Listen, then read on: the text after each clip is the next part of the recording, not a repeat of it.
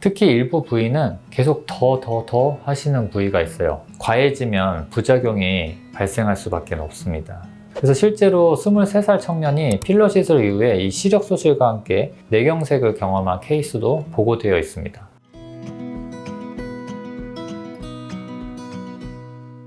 안녕하세요. 피부야 놀자 최중현입니다. 여러분들 혹시 주변에 이 그림과 닮은 친구분이 없으신가요? 그런 분이 있다면 그분은 거의 100% 필러 혹은 자가지방을 넣으신 분일 가능성이 굉장히 높습니다. 우리가 과하게 볼륨아이징 된 얼굴을 페이셜 오버필드 신드롬, 즉 안면 과충전 증후군이라고 부르는데요. 주로 이렇게 얼굴에 자연스러움이 사라지고 일부 과장된 볼륨을 가지고 있는 형태를 칭하는 용어입니다. 오늘은 이런 얼굴에 대해서 이야기를 해보는 시간을 가지려고 해요.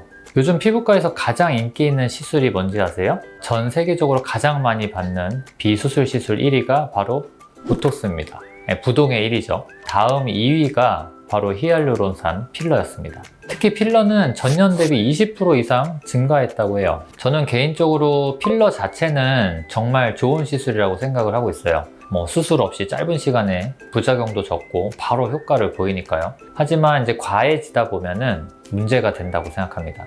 여기서 조금 더 넣으면 이뻐질까? 다시 좀 빠진 것 같은데 좀 오래 가도록 한 번에 좀 많이 넣어볼까? 이런 생각들이 문제라고 생각합니다. 기억하시는 분들이 있을지 모르겠는데요. 몇 년 전에 SNS에서 한창 화제가 됐던 강남 미인도라는 그림이 있어요. 그 그림을 잘 보면은 거기에 있는 사람들이 과하게 튀어나온 이마를 가지고 있고요.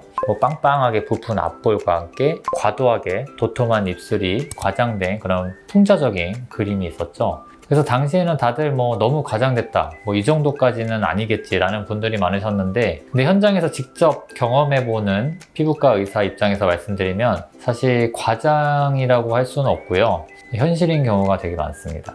왜냐면 저도 피부과 의사를 한 지가 지금 10년이 넘었는데 저런 분들이 실제로 굉장히 많이 볼 수 있어요. 비의료진에게 정체불명의 필러를 얼굴에 넣고 부작용으로 오시는 분들이 지금도 있습니다. 이제 2026년이거든요. 그런데 지금도 있어요. 정말 안타깝죠. 예를 들어서 이런 사진을 한번 보시면은 전형적인 위치친 현상을 보이고 있습니다. 그게 뭔지는 제가 이따가 다시 설명드리도록 할게요.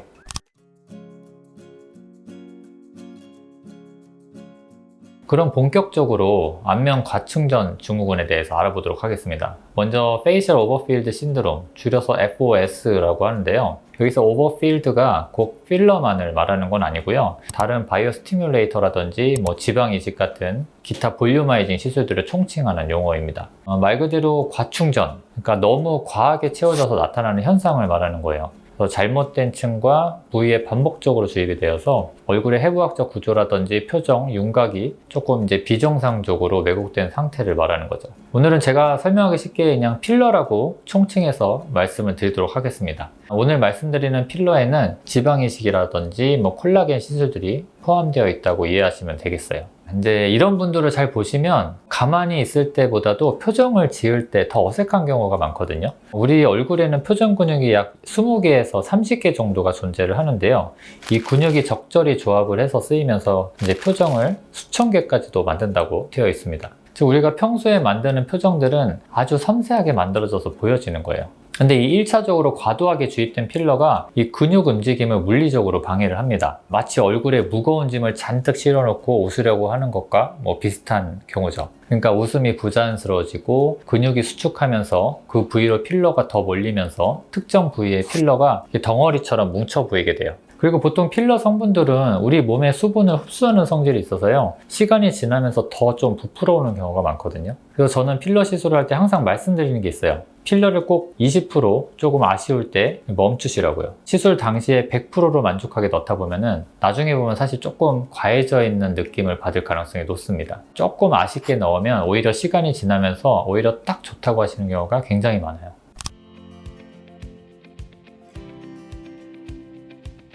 그럼 대체 이런 일이 왜 생기는 걸까요? 첫째는 그냥 한 번에 많이 넣은 겁니다. 피부과에서 어떤 시술을 받으실 때 이제 많이들 생각하시는 케이스가 시술을 받으면 확 바뀌어야 한다고 생각하시는 경우가 많은데요. 그래서 제가 좀 자연스럽게 넣어드리다 보면은 이제 크게 바뀐 걸 모르겠다, 다 넣은 거냐 이렇게 반문하시는 경우가 종종 있어요. 그리고 결국에는 뭔가 변화를 만들어 달라고 요청을 하시거든요. 그래서 그 요청대로 사실 좀 더 넣어드리면 나중엔 또 좀 과한 것 같다고 다시 녹여달라고 또 오시는 경우도 있어요. 이 필러라는 게 사실 정말 자연스럽게 잘 넣으면요, 본인의 컴플렉스만 살짝 완화시키면서 뭐한지 모르게 이뻐지실 수 있거든요. 근데 자꾸 그 성형수술 후에 이미지를 그리면서 필러 시술을 받으려고 하시는 분들이 좀 있는 것 같아요. 두 번째는 이제 누적의 함정이에요. 필러를 짧은 기간 안에 반복적으로 주입하는 거죠. 이게 왜 발생을 하냐면 처음에 좀 일정 부분 볼륨을 만들잖아요. 그럼 처음에는 만족합니다. 근데 시간이 지나면서 그 1차적으로 볼륨화이징 된 얼굴이 점점 눈에 이렇게 익게 됩니다. 이게 익숙해지는 거죠. 그래서 시간이 지나면서 또 부족하다고 느끼게 되시는 거예요. 그럼 조금만 또 더 넣어달라고 하세요. 그게 이제 반복이 되면서 어느 순간 이제 과해져 있는 거죠. 특히 일부 부위는 계속 더 하시는 부위가 있어요. 그 중에 하나가 이마하고 입술입니다. 특히 요새 입술 이야기가 많이 나오는 것 같아요.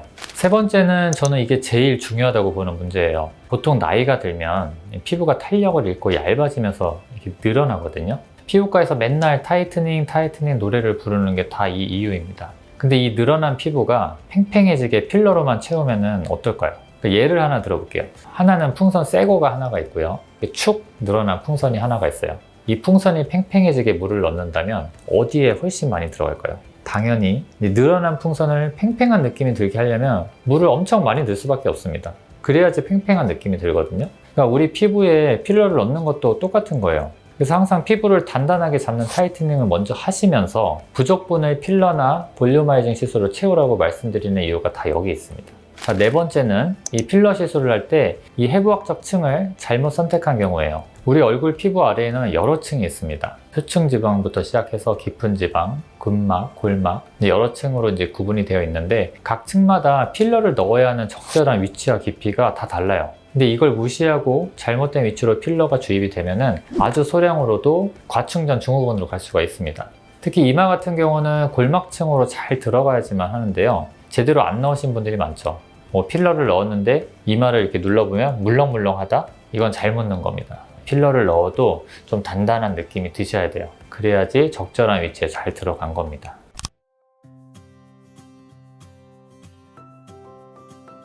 자, 그럼 실제로 이 과충전 증후군의 대표적인 형태들을 한번 살펴볼게요. 학술 문헌에서 보고된 전형적인 유형들이 있어요. 먼저 이 플라워 혼 이마라는 건데요. 이 플라워 혼이 물고기 이름이에요. 이렇게 이마가 툭 튀어나온 관상어인데 이 모습에 빗대어서 나온 용어죠. 그래서 과도하게 그리고 이제 잘못된 위치에 이마 필러가 들어가서 이런 식의 형태가 나오게 됩니다.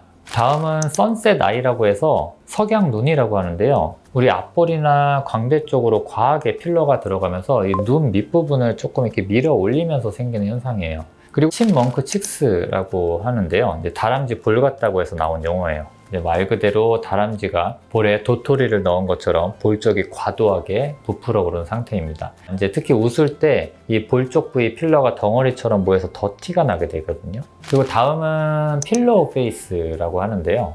얼굴 전체가 이렇게 베개처럼 두툼하고 빵빵하게 보이는 것을 말합니다. 좀 입체감이 없죠. 이런 얼굴은 평평하면서 부은 것처럼 보여요. 그냥 여기저기 전반적으로 그냥 많이 넣은 거예요. 그래서 얼굴이 그냥 풍선처럼 부푼 상태의 얼굴을 말하는 겁니다.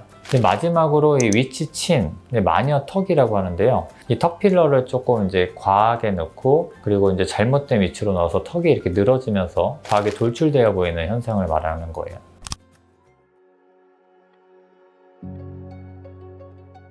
자, 뭐든지 과해지면 부작용이 발생할 수밖에 없습니다. 같은 곳에 반복적으로 필러를 넣다 보면은 처음 한두 번은 괜찮을지 모르지만 우연히 이제 혈관 속으로 필러 성분이 들어가게 되면은 이 필러 엠볼리즘이 생기죠. 이 혈관으로 들어간 필러가 눈으로 가는 동맥을 막으면 이제 실명이 오는 거고요. 뇌혈관 쪽으로 들어가면 반신마비 같은 뇌경색 증상이 나타날 수 있어요. 그래서 실제로 23살 청년이 필러 시술 이후에 이 시력 소실과 함께 뇌경색을 경험한 케이스도 보고되어 있습니다. 그리고 우리가 한 곳에 반복적으로 넣으면 어떻게 될까요? 점점 필러 성분의 볼륨이 커지겠죠. 커진 볼륨이 주변의 혈관을 누르게 됩니다. 그럼 간접적으로 이 컴프레션에 의해서 허열 현상이 생길 수가 있어요. 그래서 가끔은 혈관으로 들어간 건지 이게 눌려서 허열 증상이 생긴 건지 헷갈릴 때가 있어요. 그리고 이 잦은 반복적인 필러 주입은 우리 몸의 면역 반응을 자극할 수가 있습니다. 그러면 이제 만성염증이라든지 뭐 유가종 같은 이런 이물질에 대한 면역 반응, 그리고 섬유화라고 해서 조직이 딱딱하게 굳는 현상들이 생길 수가 있죠. 그래서 한번 섬유화가 진행이 되면은 필러를 녹여도 사실 완전히 원래대로 돌아가기는 좀 힘듭니다.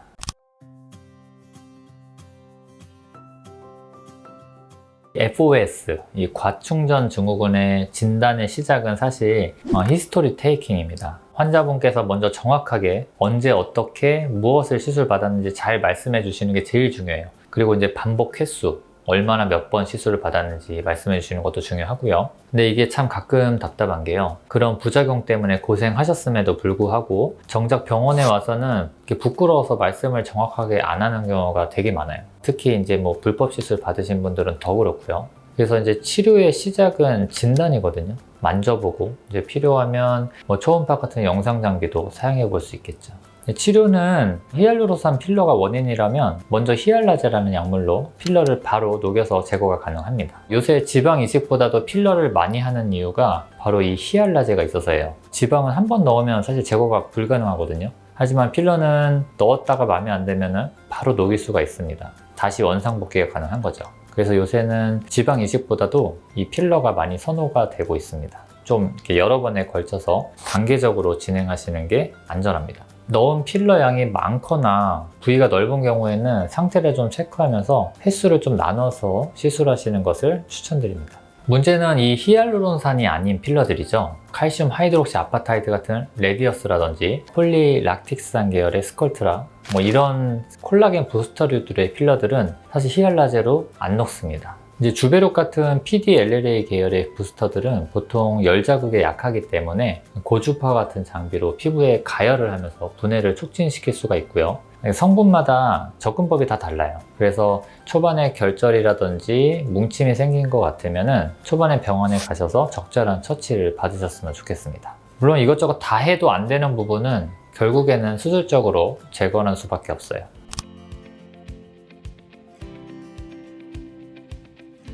결국 FOS, 과충전 증후군은 예방이 최선입니다. 먼저 좀 욕심을 버리셨으면 좋겠어요. 한 번에 확 바꾸려고 하지 마시고요. 자연스러운 개선을 목표로 하셨으면 좋겠어요. 단계적으로 차근차근 접근을 하시고요. 적은 양부터 꼭 시작을 하십시오. 그래서 필러 시술은 사실 의사 선택도 굉장히 중요해요. 얼굴 해부학을 제대로 이해를 하고 지방 패드의 위치라든지 인대나 근육을 고려해서 정확한 깊이에 정확하게 넣는 게 굉장히 중요합니다. 그래서 제발 이런 시술은 아무데나 가지 않으셨으면 좋겠어요. 그리고 필러만으로 모든 걸 해결하려고 하지 마시고요. 필러는 어떻게 보면은 응용기술이거든요. 기본기가 아닙니다. 기본기가 없는 응용기술은 사실 오래 못 가거든요. 피부 자체의 탄력이나 타이트닝 관리 같은 기본기가 없이 이렇게 필러부터 무작정 넣으면 이쁘게 될 수가 없습니다. 제가 다시 한번 말씀드리고 싶은데요. 볼륨 시술은 20% 아쉽게 라는 법칙을 꼭 명심하셨으면 좋겠습니다. 자, 오늘은 페이셜 오버필드 신드롬, 안면 과충전 증후군에 대해서 자세히 좀 알아봤습니다. 자기 자신을 좀 잃어가면서까지 필러 시술을 받는 것은 옳지 않다고 생각해요. 자기 자신의 개성이 더 돋보이게끔만 시술을 받으시면 정말 잘 받으신 겁니다. 제가 정말 건강한 시술을 받으시라고 이번 영상을 준비해봤습니다. 다음 영상에서는 실제 케이스들과 함께 필러의 어떤 긍정적인 부분도 알아보는 시간을 가져볼까 해요. 건강한 볼륨아이징 시술을 받으셨으면 좋겠습니다. 지금까지 피부에 놀자 최중현이었습니다. 시청해주셔서 감사합니다.